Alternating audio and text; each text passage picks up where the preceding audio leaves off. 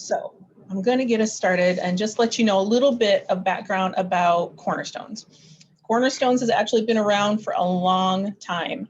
We opened in 1986. For the last few decades now, we've been helping people to improve their skills so that they can get better jobs, and helping employers train their employees so they can do better on the job. And I like to tell our students who are coming into us who are new, we're actually really good at what we do. We have to report how much our students improve during their time with us to the state and federal governments. They're the ones who give us the grants to run our programs. And they wouldn't keep giving us money to help people if we weren't actually helping them. So I think it's important that you know that we've been doing this for a long time. We know what we're doing, and we're good at it. I think even more important than that, though, is the fact that we all really love what we do, and we believe we're making the communities where we live better by helping people reach their goals and improve their work situations. So every single teacher who works at Cornerstones right now, or who's ever worked at Cornerstones in the past, has stories about specific people who we've worked with who really did an awesome job and made us proud. If you don't believe me, you just ask any one of the teachers that you meet, and they will be happy to share a success story about a student with you. So most people think of our program as a GED program, and that's true, but that's not really the whole story. We do help people who need a high school equivalency degree get ready for those GED tests, but we also work with people who already have a high school diploma. They might need to build up their academic skills to get a promotion at work or to start a new post-secondary training program. Lots of people decide to switch career fields after they've been out of school for a while, and going back to school can be a scary thing. So we help them to be prepared as much as they possibly can if they're going to return to school. And we also don't think that helping our students get their GED is the end of the story. Our goal for every student in our program is to help them go beyond that high school equivalency to getting a good job or getting into a training program or post-secondary school. So completing that adult education goal is just your first phase in your journey. So we have pretty high expectations of our students, and I want to talk for a couple minutes about how that looks. So you guys are here in orientation. You've already done the first couple of steps listed here. You've taken at least part of the test of adult basic education, or TABE test, which let us know what you already know and what kinds of things you need to learn so that we can spend our time concentrating on the skills you need to build up. We want to put you into classes or courses that will move you towards your goals as quickly as possible, which is why we start out by giving you a test. You've hopefully discussed those test results with your home site teacher, who's explained what those skills are that you've already conquered and which ones we're going to be working on together. We've also hopefully advised you on which classes you might consider taking based on your assessment results and your own personal situation. Right now, due to the COVID-19 pandemic, we're offering a combination of virtual and distance education classes. Distance education is our program that is more self-paced. You work on your own in a program called GED Academy with the support of our distance education coordinator, Andrew.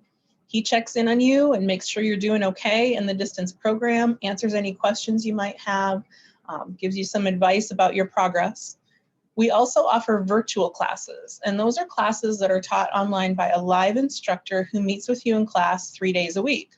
Those classes are more like what we would think of as normal school. The teacher goes through a lesson to help you understand concepts and processes that you need to learn, and then gives you time to practice and discuss and ask questions about the lesson. And sometimes you might have work to do outside of class too. You might be in virtual classes or the distance program or a combination of both. And however you're doing that, it's perfectly okay. But we really want to encourage you to put in the time and really dedicate yourself to your studies, no matter how you're studying with us. If you are enrolled in virtual classes, we really recommend that you enroll in the distance program too, because it lets you work additional time, even if it's just 15 or 20 minutes at a time, during the times that we don't have classes offered. And if you're just working in the distance program, we really want you to think about putting in some time every day and scheduling time for yourself to study every day.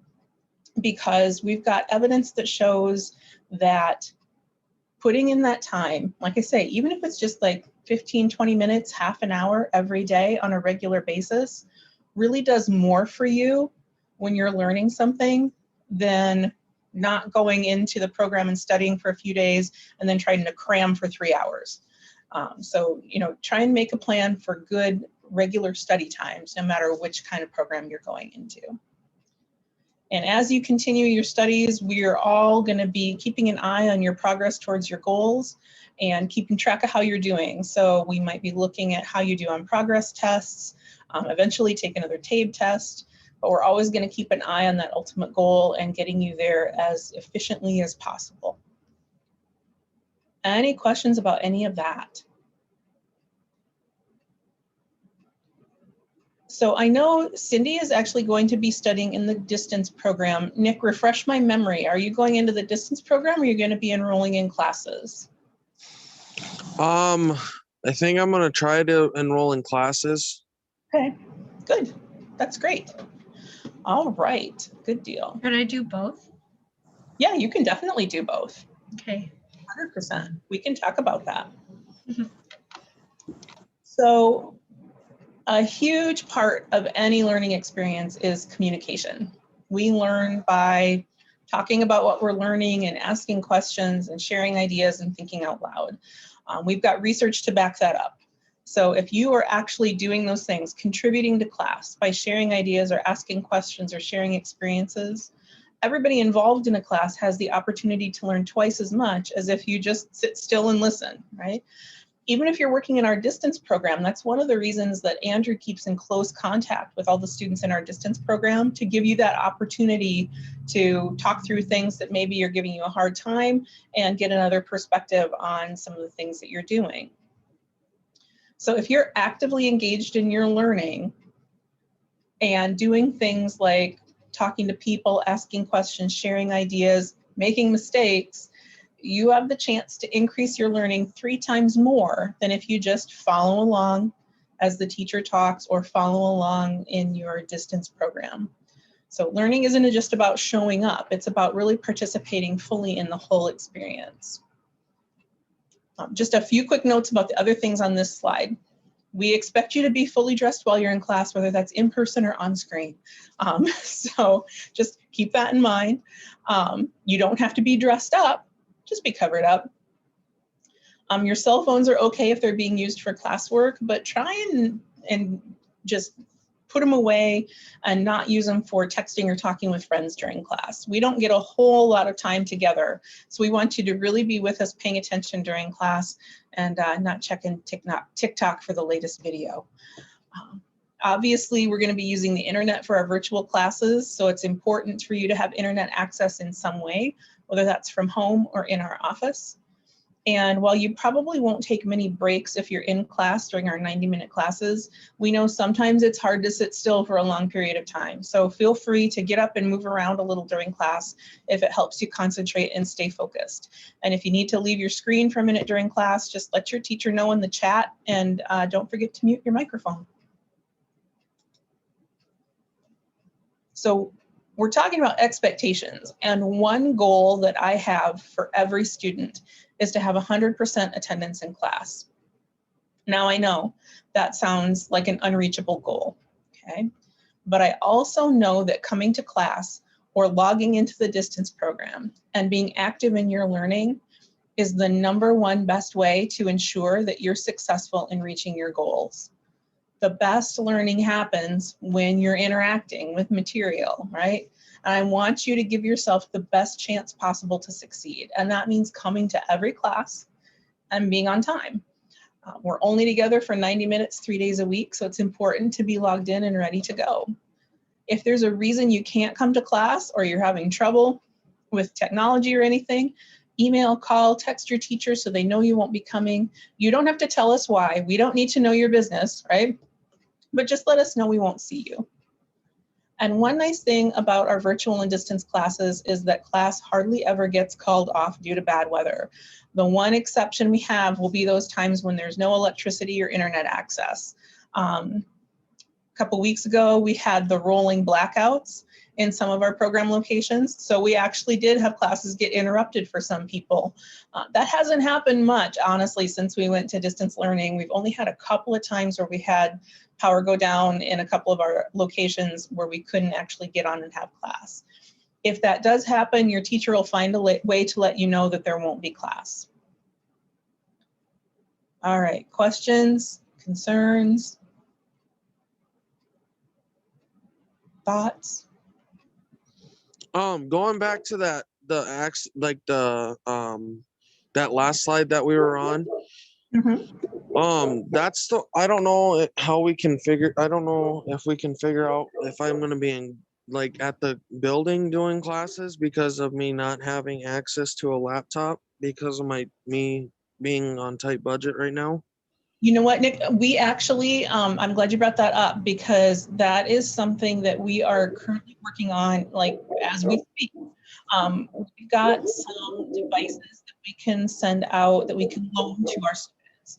So it's possible if you've got internet access but not a device, it's possible that you could check out a laptop from us to use while you're in our classes. And that would be a good way to solve that problem. You are also 100% welcome to go into the office in Mitchell during your class time as well. Okay. So whatever works best for you, we've got a couple different ways to address that. I'm glad you asked. Okay. And you can visit with, you've been working with Karen, right, in Mitchell? Yeah. Yeah, and you can visit with Karen about those two options and see which one you think would be best or which one you'd prefer. And all right. Okay. All right, good. Other questions? Okay, so we're getting into the part of orientation where I ask you for your input and I ask some questions that hopefully you'll want to answer. I want you to just know you don't have to share anything you're not comfortable with. You don't have to tell us any of your personal business, right? But I do want to hear from you because I want to know just kind of your thoughts and reactions. So that's always just kind of my advice to you. Don't share anything you're not comfortable sharing, but I hope you're willing to interact a little bit and talk because nobody wants to listen to me just sit here and yammer for 90 minutes, right? All right, so as adults, we all know life can get pretty complicated at times. Stuff happens that messes up the best plans that we make. But one thing I really want you to remember is that even though you can't control what happens to you, you can control how you respond to those things. And that means that you can continue to do your best and to keep working towards your goals, even when things happen that threaten to throw you off track. So if you do have something happen in your life that's going to make it impossible for you to continue in class or in the distance program for a while, don't think about it as dropping out or giving up on your goals. You're not doing that. You're pushing the pause button for a minute, right? You need to take a step back sometimes, figure out the best response to the circumstances you're in, and then you can pick right up where you left off by coming back to class. And staying in contact with your teachers when you need to push that pause button for a little while can really help you stay connected to your goals. And odds are your teachers can probably help you find resources to deal with whatever's keeping you out of class temporarily, and they can help you make a plan for re-entering class once you're ready to come back, okay? All right, so I have an important, serious question, and I want you to think about it and give me an honest, serious answer, okay? How are you feeling right now? Are you bored or nervous or impatient or encouraged or tired, maybe hungry? It's the end of the day. It's not a simple question, right? And you probably don't have a simple answer, but I really want us to take a little time and think about it, because thinking about and recognizing how you're feeling while you're in class, while you're doing your work, is one of the most important learning skills really that you can have, okay? So how do you think you need to be feeling in order to learn something new? Would it surprise you to hear that you don't necessarily have to feel smart to learn something?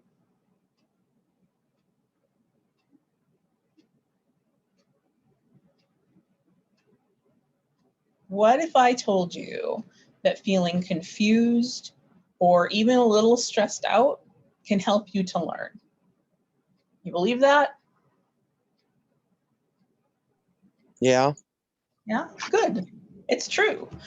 It's all about our emotional states. Feelings and moods that you experience throughout every day. And we all go through hundreds or maybe even thousands of emotional states every single day. One researcher described our emotional states as being like the weather inside our brains. So there's millions of electrical and chemical reactions happening in our brains all the time, and they form our behaviors, just like the wind and sunshine and moisture form the weather patterns. But one major difference between the weather and your emotional states is that you can actually control your emotional states to some degree. And that's important to realize because your emotional states affect not just how you feel, but what you do and how you act and the decisions that you make, pretty much everything in our lives. Now, usually we pass through multiple states pretty quickly, mostly because we act to adjust those states, right? If we're hungry, we eat. If we're sad, we cry. If we are angry, we shout or maybe swear a little bit, okay? Then our state changes and we react to the new state that we're in. But one of the things to be aware of is that it's very easy to get stuck in negative emotional states, especially if we're under a lot of stress or feeling threatened by something. And the longer we're in a state, even a negative one, the more comfortable it starts to feel to us and the harder it is to break out of it.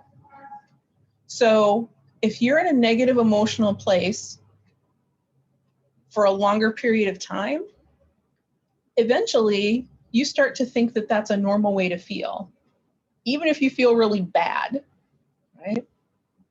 And it gets harder and harder to recognize that feeling bad isn't normal and that you don't have to feel bad all the time.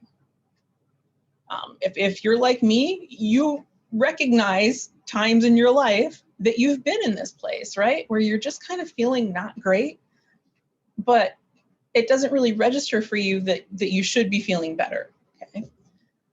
That's because most of the time our emotional states run in the background of our lives, kind of like the hum of the electronics in our houses. We don't notice them all the time, but they're always there, right?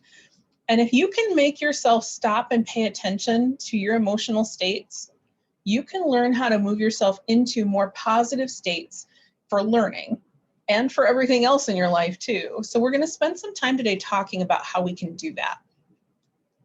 One of the best parts of knowing this is that you'll realize that other people can't make you feel a certain way once you recognize your emotional states and how to get out of the negative ones. So other people might try to put you in a bad mood, but when you recognize and control your states, you're the one in charge of your feelings. All right, one of the best states for learning is a feeling of wanting to know more or to understand better.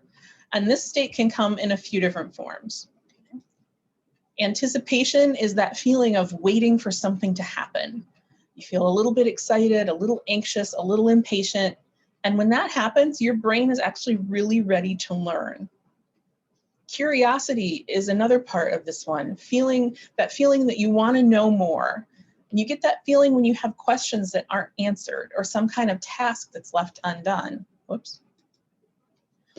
If you've ever watched a true crime show on TV, curiosity probably kept you watching until the end when you found out who committed the crime. I love true crime shows. And that's what I always want to know is like, who did it and how did they get punished for it, right? There's nothing worse for me than when you get to the end of the true crime show and you realize that they haven't caught the person yet. It's horrible for me. Excuse me.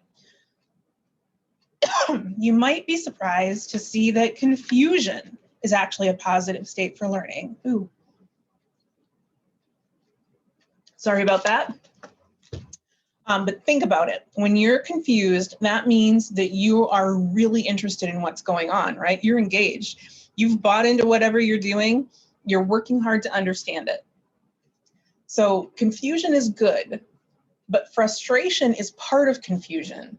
And you need to make sure that you don't get too frustrated. One way to do that is to continue to ask questions and talk through what you're thinking until you really understand. Otherwise, you can move yourself out of the productive state of being a little confused and into the negative state of being frustrated, which can lead to giving up. And we've all felt that way before too, right? So how can you get into these good emotional states and stay there? Honestly, part of this one is on your teachers. They need to give you activities and assignments that help to spark your anticipation and curiosity. But one thing you can do is make sure you're really staying alert in class. And there are a couple of really easy ways to do this. One of them is breathing. This is one of the simplest things you can do for positive emotional states for learning. Take a couple of big, deep, slow breaths, hold on to them for a few seconds, and then let them out slowly. And that really puts you into a good state of anticipation. And it can also help you to manage your level of frustration when you're a little confused. Stretching and physical movement, like standing up for a few minutes during class, also help to promote this state. Okay. So now I'm going to put a link to a 5-page paper in the chat. And I'm going to give you a couple minutes. I want you to read through it, and then you're going to come back and you're going to give me a report on what you read. Okay? Okay, I'm not really going to do that, so don't panic. But if you felt just a little rush of adrenaline or a little bit of panic just now, then I put you into our next state, which is a state of high energy or excitement. And it can be brought on whenever you feel some pressure, whether that's caused by a deadline or a challenge or taking a risk. Okay.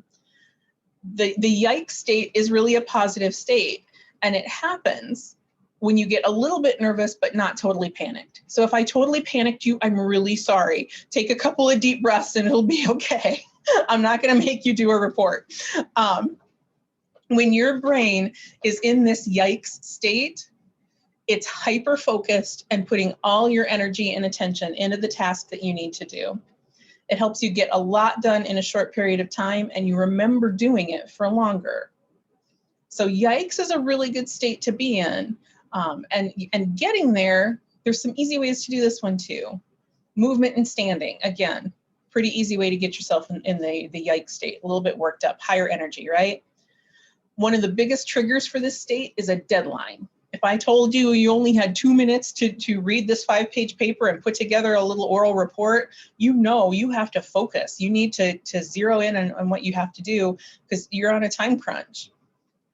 Another way to get into this state really easily is to listen to music that pumps you up. We were just talking about music earlier before we got started today. So the beat of music that is fast and happy and energetic actually pumps us up because it activates parts of our brain to get us excited. So even if we don't really even like the music that much, listening to that music with that kind of a beat tells your brain to get into a high energy state. And healthy competition also activates this state. Wanting to perform well and to win, even if there's no prize at the end, can put us in a high energy state. Our next state is actually really closely related to the high energy state of yikes. When you feel a level of concern or a little bit of worry, you're actually in a good state for learning. And that happens when you care about the outcome of an assignment, or if you have a feeling of accountability or responsibility for an activity. So think of that uh-oh state as the state of wanting to do well. Now, again, there's a little stress involved, but if you feel too stressed out, you bump over into a negative state for learning again. So you want to be able to manage that, like, I really care about this, but I'm not going to get anxious about it. I'm just going to stay in that positive state of wanting to do well. Easier said than done, right? Being accountable for something, like being in class on time, getting your work done, can put you into this state. Having a deadline can put you into this state. And actually working with a partner or a group can help put you into that uh-oh state, because you're responsible for how other people do and not just for yourself. Questions so far? No? Okay. All right. I don't have any. Okay. The next state we're going to talk about is called moving on. And this is actually the transition that helps you go from one activity to another. Whenever we switch from one thing to another, our brains have to make a transition. And this can be really hard for us at times. So being able to make that transition quickly and without too much stress helps us to stay in positive modes for learning more consistently, even if the demands of two back-to-back activities are really different. So if you've ever heard somebody say, let's shift gears now, what they're trying to do is to put you into a state of transition. There's some ways to do this for yourself too. Deep breaths again. We'll keep coming back to that one because, like I said, it's a really easy and pretty universal one for staying in those positive states. A couple of deep breaths, standing up or moving around a little. Those things tell your brain to expect to change. Writing in a journal or organizing your materials for class are good transition strategies. Sitting still with your eyes closed for a minute can help you transition from one thing to another. And this is one of my favorite ones. This is a transition strategy called cross-lateral movement. So cross-lateral movement happens anytime you cross the middle point of your body, right? So if you think about dividing yourself in half with a vertical line, and then like if you touch your right elbow or your right knee with your left hand, that's a cross-lateral movement because we're crossing over that middle line. Or if you tap the back of your left foot with your right toe, it does the same thing. And if you alternate right side and left side motions for 10 seconds, that stimulates the two halves of your brain and gets them working together, which puts you in a great state for learning. And if you do it for long enough and then you touch the top of your head feels hot because you're increasing the blood flow by getting the two halves of your brain working together, which really primes your brain for good learning. Okay. Our next state is one where you're just feeling really good. You're comfortable, you're satisfied, you're pretty happy. I hope you feel this way fairly often, but if not, we've got some strategies to get you there. Hearing somebody say that you did something well puts you into a positive state for learning. So do compliments. But the best compliments are the ones that focus not just on the outcome of what we did, right? If somebody tells you good job, it makes you feel good. But if somebody praises your effort and persistence along with the outcome of our work, it's even better because that recognizes that it didn't just happen automatically, right? You had to really work for it. So if somebody says, oh, you did such a great job on that practice test you took. I know how hard you studied. We've been working on that stuff in class, and I know you put in extra time outside of class, and it really paid off because your score was great. That kind of compliment really acknowledges that you had to put in effort. You had to put in work to get to that good outcome. So that's one of the most positive things that can happen that really gets you motivated and ready to learn more. And the one cool thing about this is giving those compliments gives you just as much benefit as getting them. So if you recognize somebody else's effort and tell them about it, you get those positive benefits too, which I think is pretty cool. Another thing that puts us into this state of well-being is reflecting on things that we're grateful for. Thinking about the things that we have in our life that are good. Finding ways to engage in mental relaxation can also help put you into this state of well-being, and so can regular exercise. And we're going to talk more about all of those in just a little while. Our next state is called I got it. And we all want to be in the I got it state as much as possible, right? This is a feeling of satisfaction and knowing that you've accomplished something and you're doing well. It makes you feel really confident and strong, and it helps prepare your brain to learn even more. Getting feedback about what you're doing right and what things you need to continue to work on helps you to get into this state. Knowing you're on the right track and making progress really helps to keep you motivated. And one thing that really can help build the I got it state is having time every day to think about what you've learned and to reflect on how you're doing. Reviewing information can also help you enter this state, because I don't know about you, but there's a lot of times when I'm really struggling to learn something and I feel like I haven't made any progress at all. But being able to look back and review the things that I've already learned reminds me that I know a lot of stuff now that I didn't know a month ago. So that can help you be in that I got it state, just reviewing the things you've already done. We've just got a couple more left. The peace and quiet state is pretty self-explanatory. You feel calm and relaxed and safe. You're not really worried about anything. Now, I don't know about you, but for me, sadly, this state generally doesn't last very long, right? There's not a lot of times that I'm perfectly calm and not worried about anything in my life. But this is a key to certain learning activities. So, to get yourself in that peace and quiet, calm state, one of the ways you can do it is to, again, acknowledge the work that you have done and acknowledging the work that other people have done. Telling others that they did good work and including specific examples can help put you in that state, because when you're around people who are doing good things, it makes you feel good. A couple other ways to get into this peace and quiet state: deep breathing, again, and meditating can also help you. Journaling is also another good way. And this one is kind of interesting. Planning what you're going to do next is a very calming activity, because if you have a plan for what's going to happen, you don't feel as anxious about doing it, right? If you know there's a set of steps I'm going to follow, it makes everything a little bit easier to deal with. Our final state is the celebration state. And that's also pretty self-explanatory. Celebrating accomplishments, whether they're big or small, puts your brain in a really positive state to continue learning. Being able to celebrate the things that you've done well reinforces the effort you put in and links it to those positive outcomes again. Makes you feel good about yourself. And I really think that small celebrations are almost more important than big celebrations, because everybody expects a party when they finish their GED. But you also need to have mini celebrations for reaching smaller goals along the way. You even need to celebrate when you just get through a tricky section in math, right? Or when you finally break through and understand a tough concept in science. Celebrating smaller accomplishments keeps you moving towards your larger goals. So I didn't send you any handouts ahead of time. I'm going to send them after we're done with orientation, because there's a lot of them and I didn't want you to be confused about what you should be looking at when.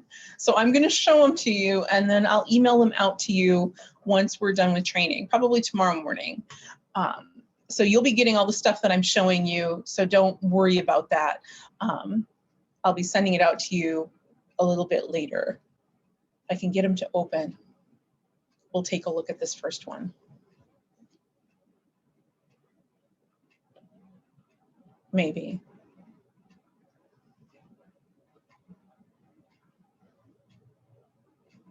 Maybe my internet's going to be stubborn. What I'm trying to open is kind of just a visual reminder of the different emotional states and how you can get there. I like it because it's colorful, it's got some pictures on it. It can be just a really good reminder of some of the places you want to try and get yourself for positive mental states for learning. And oh, there it comes. Good deal. And yeah, sometimes just by looking at the pictures, it can help to activate that state for you, so you can kind of get there a little bit easier. So it's called the Habits of the Mind chart, and that's one of the things I'll be sending out to you. Okay. All right. So we talked about how you're feeling. Any thoughts or questions about that?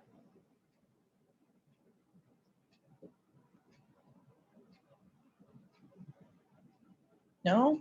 All right. So now let's shift gears a little bit and talk about how you're learning, okay? Because getting yourself into a positive emotional state for learning is the first step, but then it's really helpful to understand actually how you learn. So I want you, this is one of those places where I want you to share a little bit. I want you to think of a time that you learned something new, and what steps did you take to learn it? Okay. It doesn't have to be a big, hard thing. It doesn't have to be anything earth-shaking. It can be a simple thing. You got one?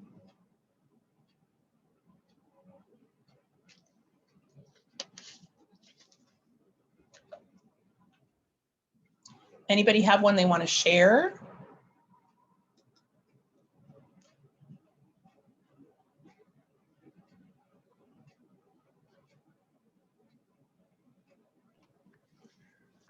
I learned something about the law. Oh, okay. Well, that's interesting.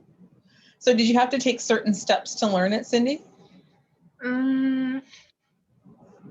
Well, first research it and then think about how it was created.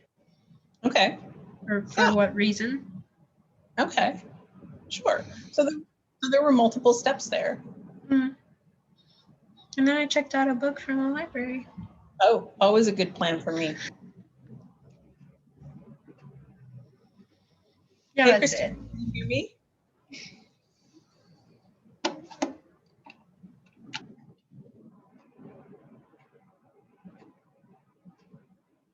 Christina, can you hear me? Yeah, now I can. Okay, great. Welcome. Thank you. We're just talking about how we learn things. So we're thinking about times we learned something new and the steps we took to learn them. I think there's a lot of skills that go into everything that we learn. So this one, you don't have to share necessarily, because I know nobody likes to talk about the things that didn't go well, but I want you to just think of it for yourselves. Think of a time you failed at something and how it made you feel. And then what happened after you failed. Okay. Again, we've all got those things, right? That we tried and fell a little bit short on. And generally they don't make us feel great. So what would you say if I told you that you could learn anything? Anything at all that you want to learn, it's possible. Would you believe me?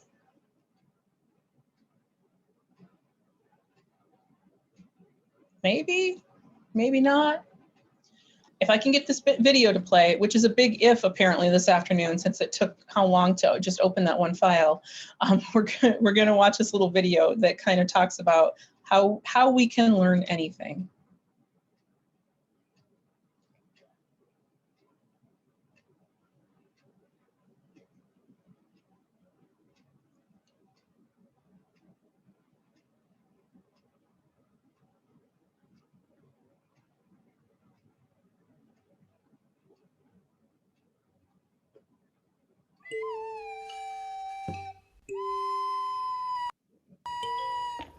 Nobody's born smart. We all start at zero. Can't talk, can't walk, certainly can't do algebra. Adding, reading, writing, riding a bike. Nobody's good at anything at first. There was a time when Einstein couldn't count to 10. And Shakespeare had to learn his ABCs just like the rest of us. Thankfully, we're born to learn. Slowly, surely, you stumble, slip, crawl, fall, and fail, and fall. Frustrating, confusing, trying, struggling. Until one day, you walk. One foot in front of the other, one idea on top of the next. Each wrong answer making your brain a little bit stronger. Failing is just another word for growing, and you keep going. This is learning. Knowing that you'll get it, even if you haven't gotten it yet. Because the most beautiful, complex concepts in the whole universe are built on basic ideas that anyone, anywhere, can understand. Whoever you are, wherever you are, you only have to know one thing. You can learn anything.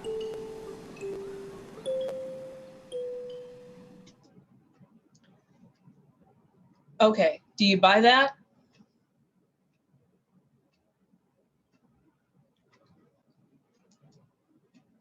Yes? No? Oh, wait.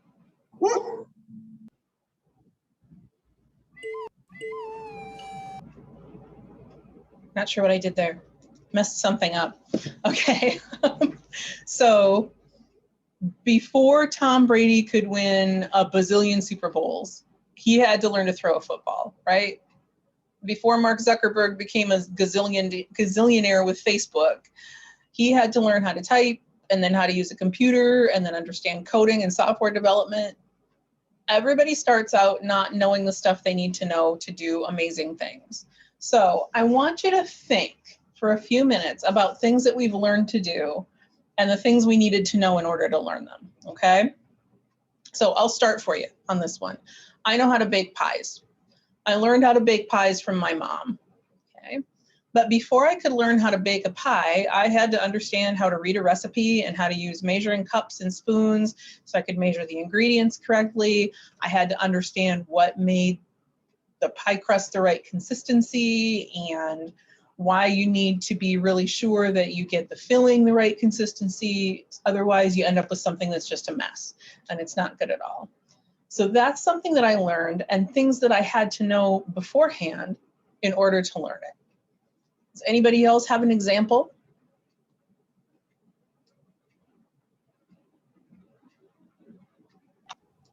I think I'm pretty good at drawing.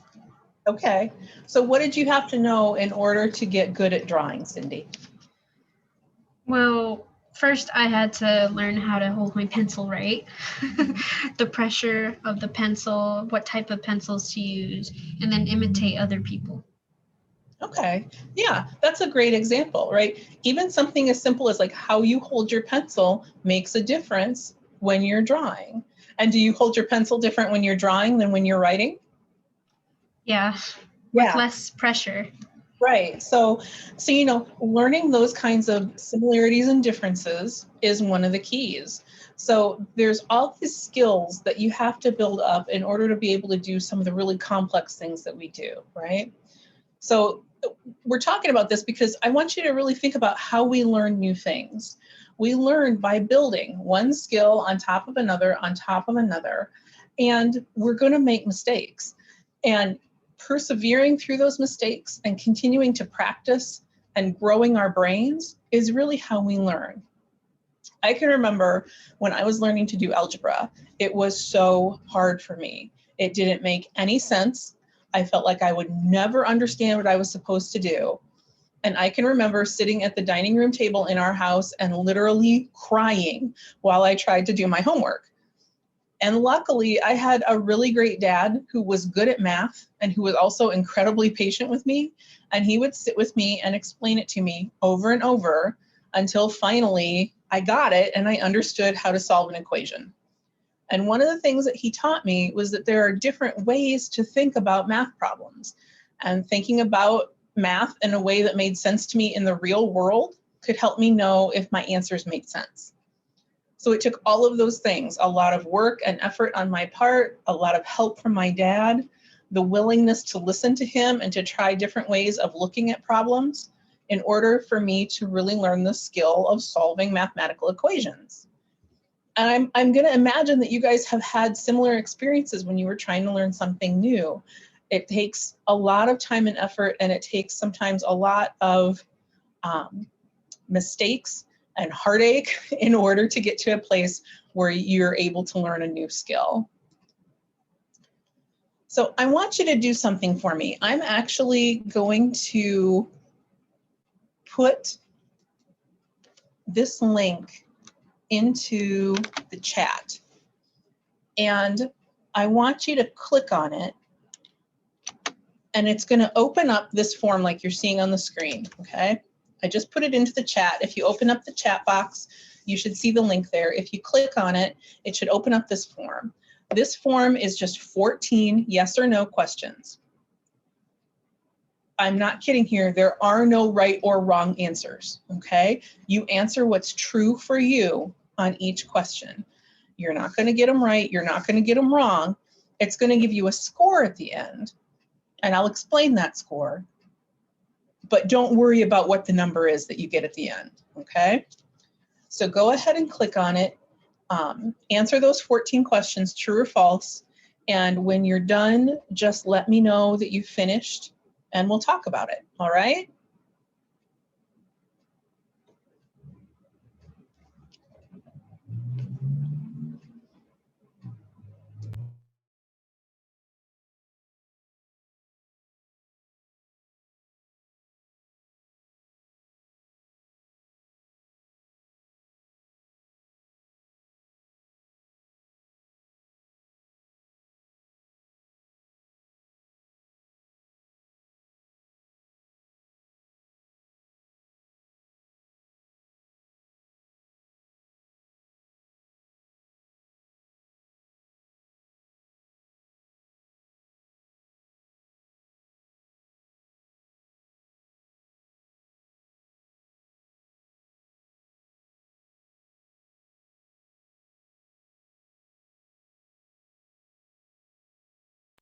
Okay, I got mine done.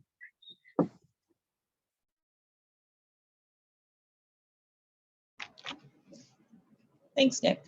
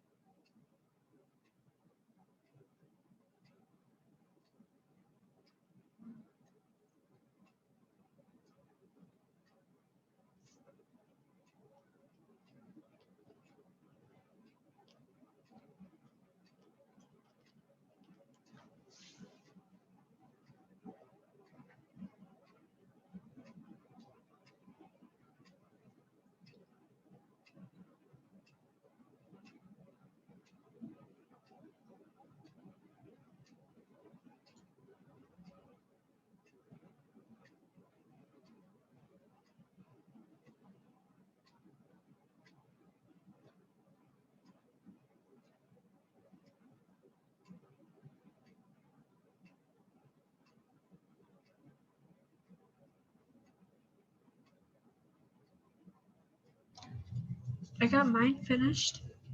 Thank you.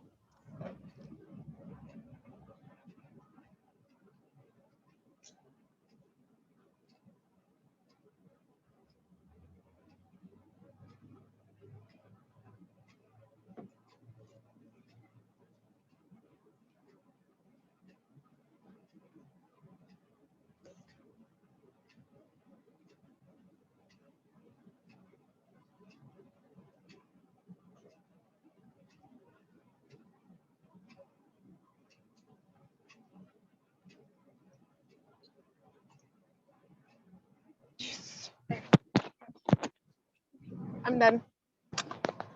Righty. So, again, don't panic about your score, all right? Because I'm going to explain. This is an assessment of your mindset. And we all fall somewhere on a scale between a fixed mindset and a growth mindset. So if your score on the assessment was high, you have a pretty fixed mindset. Okay? If your score was lower, you have more of a growth mindset. We are all a mixture of the two. Nobody is 100% fixed or 100% growth, okay? So what does that mean necessarily if you're more fixed mindset or more growth mindset? The idea of mindsets comes from a lot of years of research by a woman named Carol Dweck. She's an education researcher who was studying how students cope with failure. And one of the things she found was that some students absolutely loved challenging hard work. They couldn't wait to tackle a tough assignment. And if she told them something was probably going to be too hard for them to do, they were excited about that and they wanted to do it. Other students, though, if she told them she had something that was hard, they would shut down completely. And what she learned through her research was that a person's mindset has a lot to do with how they learn and especially how they persist and keep going when they have to learn hard stuff. Okay? A person with a more fixed mindset believes that people are born with a fixed set of intelligence and skills and talent. So in other words, you're born either smart or not as smart, right? And when you're faced with a challenging situation, people with a fixed mindset don't want to show that they have to work hard, because to them, not knowing how to do something immediately, having to work at it, or trying and failing and having to try again, means that they just aren't smart. Okay. On the other hand, people with a growth mindset generally believe that with practice and effort and perseverance, they have the potential to learn and grow. And in this mindset, working hard maximizes your intelligence and skills and talent. And people with growth mindsets are really more inclined to tackle challenges because they believe that making mistakes and overcoming obstacles is the key to growth and to learning. So we all operate, again, with both fixed and growth mindsets. And in fact, sometimes being asked to do certain things will make even the most growth-oriented person kick into a very fixed mindset. Actually, Cindy, it's interesting that you talked about being able to draw and drawing well, because drawing is one of the things that will put even really growth-minded people into a more fixed mindset. As soon as you ask them to draw something and share it with people, they get immediately like just freaky, right? Oh, I can't draw. No, I can't draw. I can't draw at all. I can't draw. You know, and they get really like they don't even want to try it because they're sure that people are going to see that they're terrible at drawing. And there's other things that can make you go into those kinds of mindsets too, right? For some people, it is math, right? If you say math, they're just like, I don't know how to do math. Well, does that mean you're never going to be able to learn? Fixed mindset people kind of think that. Growth mindset people know, you know, I might not like it and I might not be naturally good at it, but if I keep working, I can get better, okay? If you are thinking that your predominant mindset is more of a fixed mindset, don't worry, because you can actually change that and adapt to really foster more of a growth mindset. In fact, changing your mindset is really just a matter of changing the way you let the voice in your head talk to you when you're trying to learn something new or hard. Okay? And once you learn to foster a growth mindset, failures are really viewed as opportunities for improvement instead of sources of disappointment.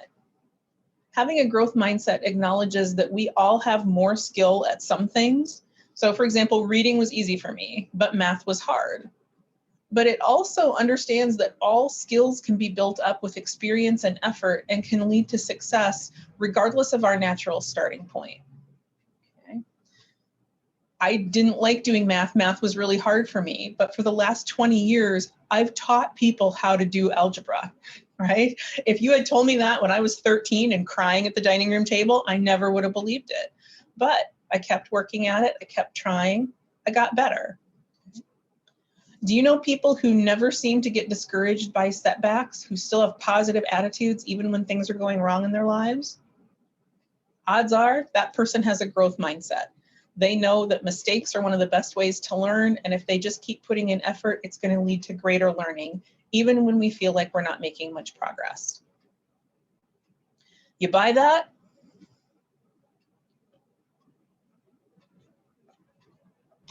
Yep. Yeah. Yes, because everything in life is about perception. You're right. That's a very good way to think about it. And how we allow ourselves to perceive things when things are going wrong is a big part of it. That's a really good insight, Christina. So we're going to practice this just a little bit, okay? I'm going to give you some fixed mindset thoughts that most of us have probably had at one time or another. And I want you to see if you can think of more growth-oriented ways to say these things, okay? So first one, math is not my thing. That one was in my head a lot when I was trying to learn how to do algebra, right? So instead of thinking math is not my thing or I'll never be good at math, what could I tell myself instead that's more growth-oriented?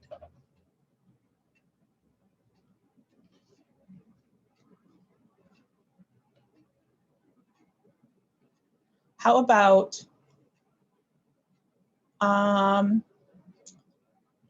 math isn't my thing yet, but if I work hard, I can get better at it, right?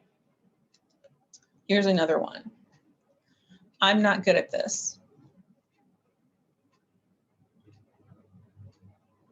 Any ideas how to change that into a more positive statement?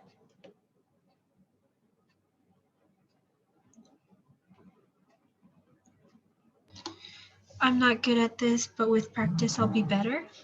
Yes, exactly.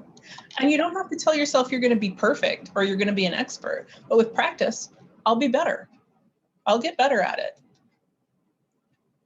If I ask a question, everyone will know how dumb I am. You ever had that go through your head during class before? Yeah. Yeah, I think everybody has, right? When you're doing the whole don't call on me, don't call on me, don't call on me thing, right? What can you tell yourself instead?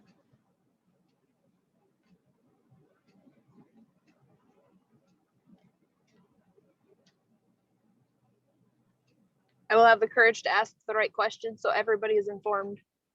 Awesome. Yeah. And it does take courage. I'm glad you said that.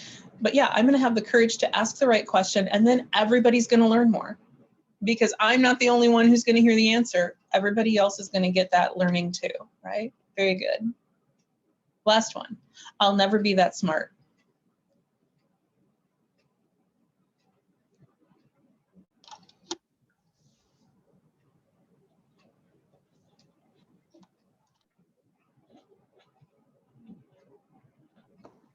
Intelligence is a perception, and I'm only as smart as I believe I am.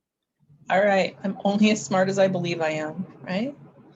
And you can tell yourself, I can learn anything, just like the video said, right? I can learn anything. Okay. So part of understanding the power of that growth mindset is understanding how your brain actually learns. And one of the biggest myths about our brains is that people are born smart or dumb, right? Your brain does not have a maximum capacity for how much it can learn or hold. And one person's brain isn't inherently better than another person's at birth. Every one of us is born with a brain that has the ability to continue to grow throughout our lifetimes. That doesn't mean our brains are all the same, right? They're just as different as our fingerprints. But every single one of our brains can continue to grow and learn throughout our lives. And just like you can lift weights and build up a really impressive bicep, you can work your brain and build up connections that help you to learn. So I want you to think about walking through the woods. It's hard to get anywhere. You have to push through brush and avoid obstacles like fallen trees or big rocks. And the whole time you're getting smacked by branches as you push your way through. But if you walk on that same path every day, after a few days, the grass gets walked down and you can see the obstacles more clearly and navigate around them. You can trim the branches back so they stop whacking you in the face, and it's easier to go that way. And eventually you have a well-worn path that's easy to walk down. It doesn't even take much effort or concentration to follow the path because it's so well used. And that's actually a really good metaphor for what happens in our brains as we learn. So when your brain works, it's sending signals through neural pathways. And when you learn something new, your brain starts on a new pathway, sending signals out to carry whatever task you're learning. The more you work on that task, the more writing or reading you do, the more math problems you practice, the faster and easier signals can move through those neural pathways that are used for the task.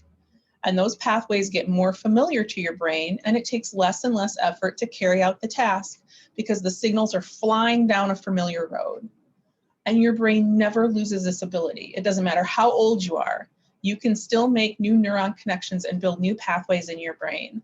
And eventually those pathways are so well used that it's like instant without even thinking that you can do a certain task.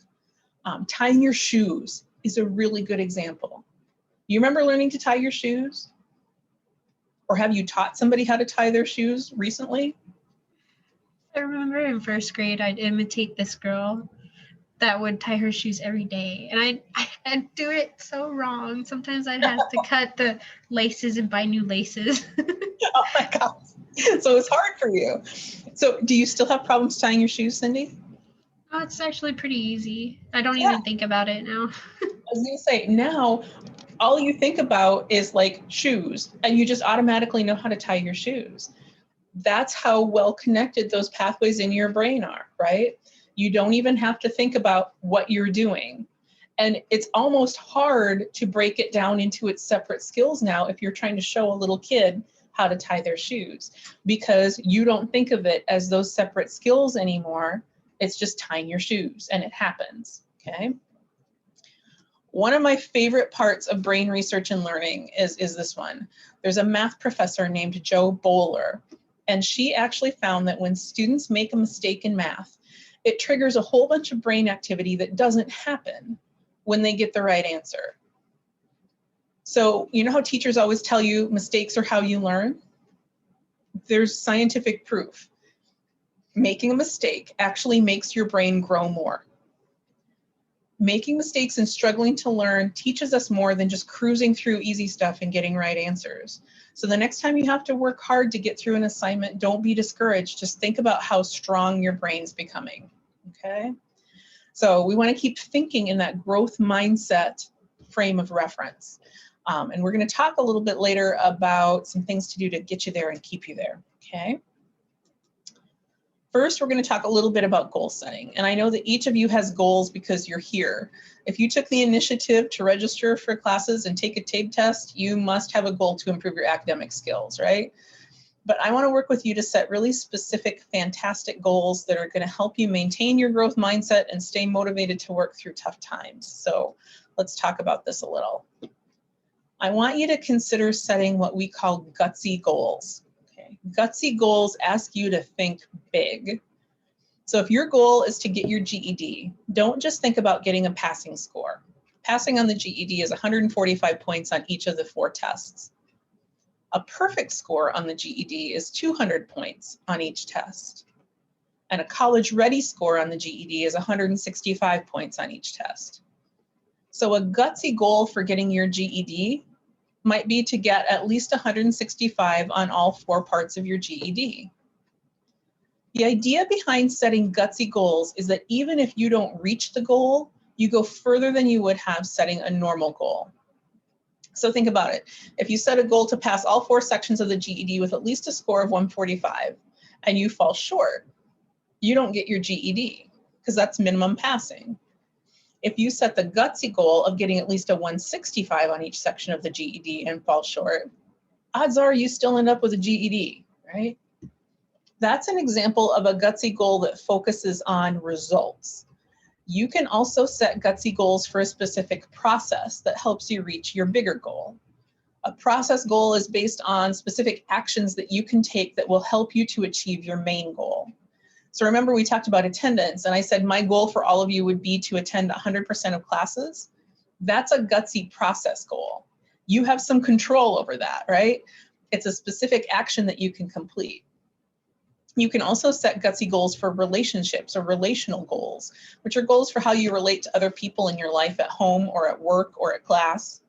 I'm going to send this out when I send your handouts to you. It's called Gutsy Goals for Students. It has space for you to work on all 3 kinds of gutsy goals if you want to.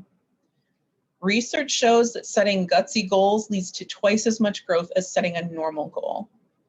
And all of your teachers are committed to helping you set this kind of goal and then reach them, okay? We 100% believe that you can all do amazing things, all right? And if setting this kind of gutsy goal is a little bit scary to you, later on we're going to talk about making a plan for what to do if you fall short of your goal. I bet that many of you have heard of SMART goals, right? This is a framework for setting goals that's been around for a while, but the growth mindset asks us to think about SMART goals in just a slightly different way. And you can see the definitions for each letter in SMART on the slide. So your gutsy goals need to be specific. You want to really focus in on what it is you're working to accomplish.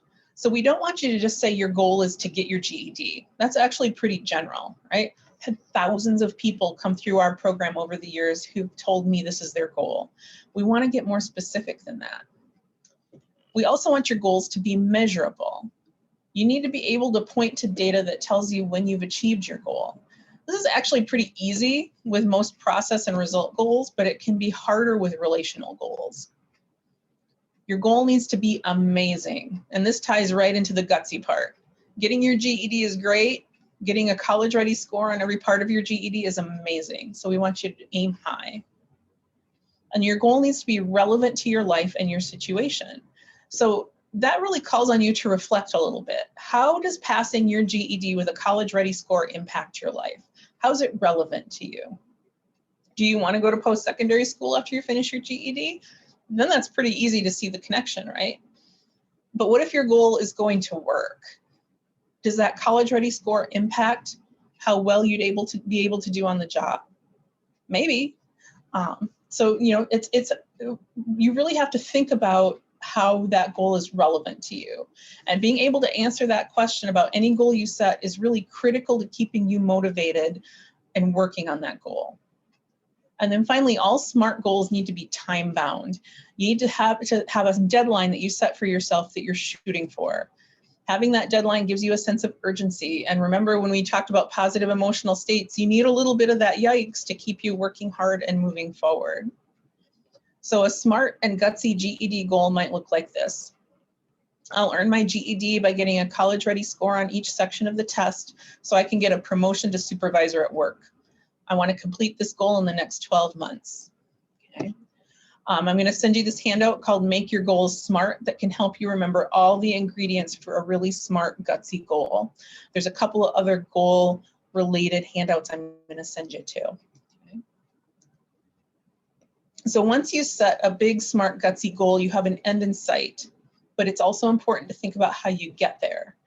It's exciting to set that big goal, and it's awesome to think about getting there, but it's hard to stay motivated to reach your goal if you don't set smaller goals that help you see your progress along the way. Remember, we don't want to wait until the end to have something to celebrate, and that's where micro goals come in. Micro goals are exactly what the name suggests. They're tiny goals that lead you to your bigger goal. They're specific, concrete goals that you can reach within a week or two that help you to reaffirm a specific skill and show progress towards your gutsy goals. Micro goals are a really great source of feedback because they let you see how far you've come and what you need to work on in order to keep moving forward. And they can be tied to data like scores or assignments or number of days or hours working on a skill, which makes them really valuable in gauging your progress. You can base your weekly micro goals on strategies for learning new material. And because you're reviewing them so often, every week or two, you're really going to realize quickly if something isn't working and you need to make a change in order to keep moving forward on your goal. Just like your other goals, though, micro goals need to be something that's going to take some effort and work to achieve, or they're not going to help you grow. So don't sell yourself short and make your micro goals too easy. One of the micro goals you could set could be something like having good attendance every week, right? I'm going to come to every class next week. That's a great micro goal for a process. That attendance and putting in a certain number of hours of study every week is a really great micro goal that gives you a lot of data about how you're doing on moving towards your big goal. Again, there's a handout that I can send out to you that talks about micro goals a little more in depth. There's actually a couple of them. And research shows that setting micro goals that require effort to meet can help you achieve twice as much as you could without those goals. Okay. And then finally, once you set a gutsy goal and your micro goals, you need a way to track progress. And that's where something called 3M feedback comes in. The 3M feedback process has you look at the 3 most essential questions you have about how you're doing. Your milestone, which is where am I at right now? Your mission, which is where do I want to be? Where am I going? And your method, which is how am I going to get there? So let's look a little bit closer at these 3 pieces. So milestone is where am I, right? That's the first thing we usually think about. Where am I at right now? Think in terms of a math assignment. When you did the review at the end of the chapter, you got 6 out of 10 questions correct. That's where you are today. So then think about your mission. What's my ultimate goal? Your goal for a review should always be to get at least close to 100% because you want to meet that gutsy goal of college ready on your GED. And if it's a review, it's stuff that you should have already learned, right? So we fell a little short this time. So then we look at our method. How do I get there? How do I get to that milestone? How do I get to that mission? You'll need a new strategy for this section because what you did, you didn't what you did didn't get you to your goal. So it's time to think about a new strategy, talk to your teacher, and reassess what you're doing in order to learn this math skill. Okay. One of the things that's great is because you're using data to determine your progress, you don't have to worry about not knowing if you're making progress. It's usually easy to keep track of your milestone and mission, but it can be a lot harder to figure out the method that you need to use to improve your learning, especially when you get a little stuck.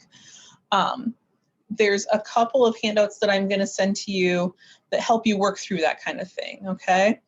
There's a couple handouts on the 3M feedback and a way to track that. And then there's a couple of others that can help you when you get stuck. So let's take a look at one of those. This one is called the Poster of Student Learning Tools. And this I like because it's just a quick visual reminder of things that you can try when you get a little bit stuck, right? Ask more questions in class, review, talk it over with somebody, try and summarize what you're learning, work with somebody in class or a study buddy. Ask the teacher for specific help.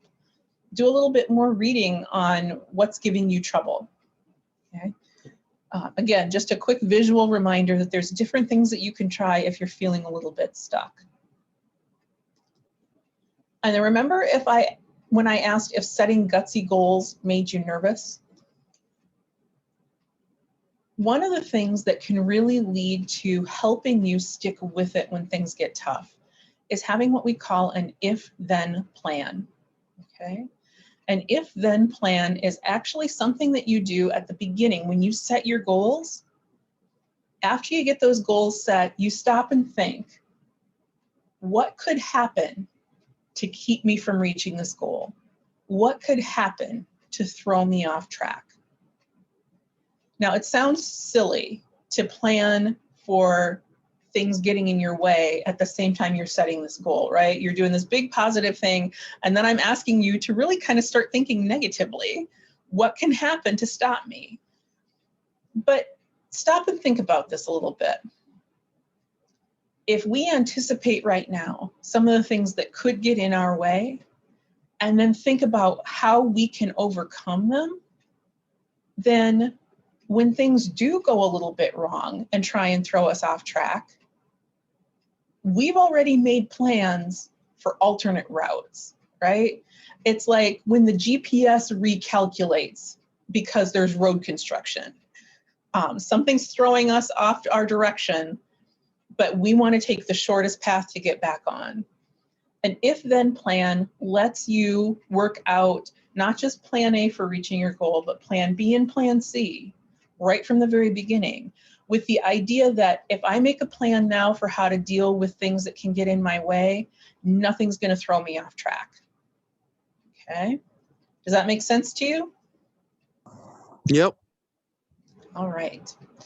So there's a lot of research, again, that shows that doing that kind of planning really helps you persist a lot better.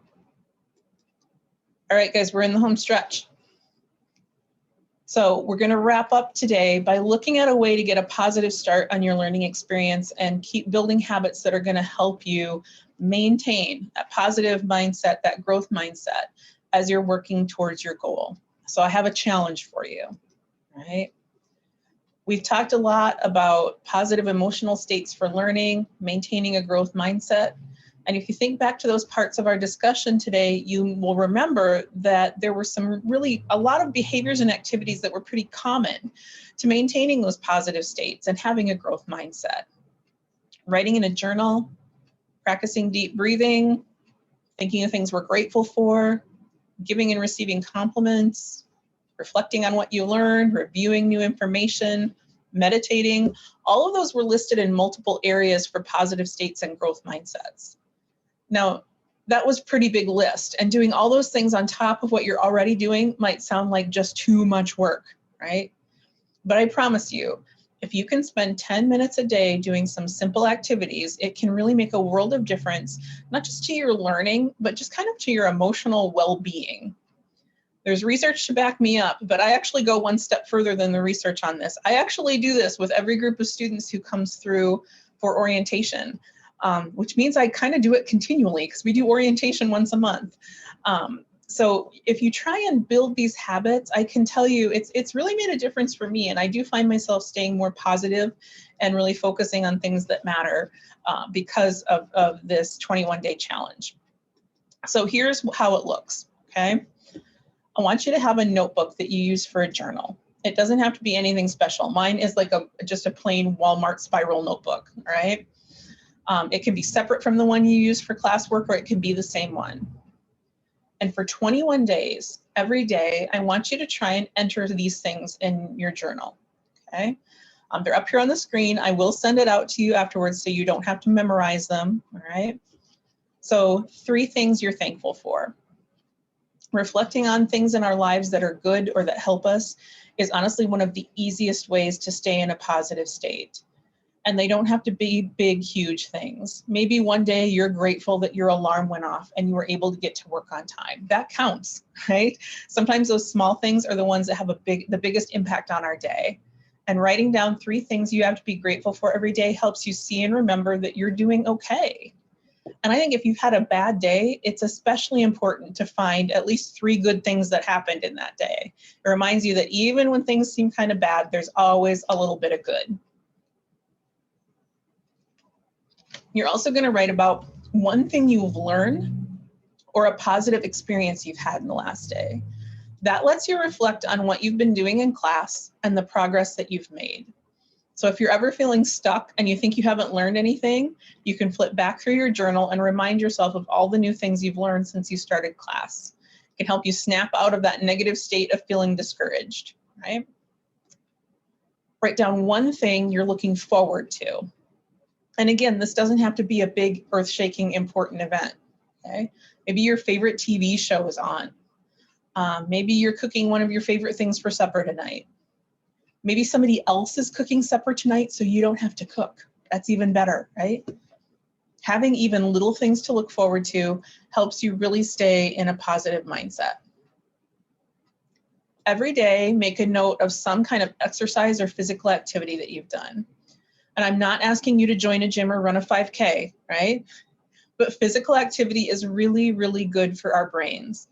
So think about taking the stairs instead of the elevator, or get the vacuum out and run it around the house, or do a load of laundry. Housework is really good, beneficial physical activity. So is yard work. Hopefully we won't have to shovel any more snow, right? And it stays nice and warm and sunny, and maybe the grass will start to grow and we can switch to mowing the lawn for our yard work, right? Or just go out and walk around the block a couple of times. Any kind of physical activity stimulates the areas in your brain that lead to positive states for learning. Take a few minutes every day to do some kind of meditation. Sometimes people freak out when I say the word meditation. And again, I'm not asking you to go nuts here, okay? One of the easiest ways to meditate is to just spend between 2 and 5 minutes closing your eyes, concentrating on your breathing, and letting your mind go blank. There are apps that you can get on your phone like Calm and Headspace that give you short guided meditation sessions for free. Or you can just close your eyes and do deep breathing for a while, okay? Drawing is a meditative act. For some people, like exercise is a meditative act too. Just being quiet and listening to music that you enjoy. All of those things count. It doesn't have to be like the sit with your legs crossed, om kind of meditation, okay? I really hope that you are willing to give this a try, because there are so many benefits of this kind of just calming activity. It lowers stress and blood pressure. It releases chemicals in your brain that make you feel good. So I really hope you're willing to give that a try. And then the last one, do some kind of random act of kindness for someone every day if you can. And remember, when you compliment or help someone, it gives you that benefit back. I know this can be kind of hard in the age of COVID, but I know you can find ways to do it, right? If you see people in a Zoom meeting or in a parking lot or in a store, tell them you like their face mask or their outfit, right? Give somebody positive feedback on social media. Thank your checker at the grocery store for the work that they do. If you've got old clothes that you don't need anymore, donate them, okay? All of those things count, all right? So I hope that you're really willing to give this a shot and try it for at least a few days. It really does make a difference. So again, I hope you have an open mind about it. Okay. So that is the end of our orientation session. Do you have any questions about anything that we talked about today or about your classes or anything else to do with the program?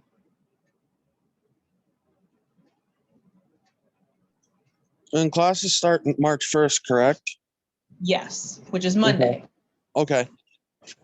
It doesn't seem like it should be March already, but Monday is March. So yeah. Anybody else? Any other questions? Do I get to borrow a laptop? You will, but I don't have one for you yet. We were hoping to have them done, but my boss is the one who's been finishing the work on them, and she was sick for the end of this week. She got sick on Tuesday, so so she hasn't been in again. But I will get you one as soon as possible, Cindy. Okay. Okay. Now, Until do you then, know if the ones in Mitchell are done? sorry, Nick, what was that? Do you know if the ones in Mitchell are done? I do not think that those are done either. No. Okay. So yeah, you might want to get a hold of Karen and just ask her if it's okay for you to come in into the office and do your class. Okay. All right. And yes, Cindy, you can do the same thing. You can come into the office to study if you're able to, until we can get you a laptop out to you. Okay. Any other questions, guys? If not, I will let you go. My contact information is up on the screen. I know you've got your teacher's contact information too, but if there's anything that I can do for you or help you with, please don't hesitate to shoot me an email, or you can find our phone number in the Huron office on our website too. Don't hesitate to contact me. I'm here to help you and support you just like your teachers are, okay? Okay, thank you. You are welcome. You guys all have a great day and a good weekend, okay? You as well. Thanks. Bye-bye.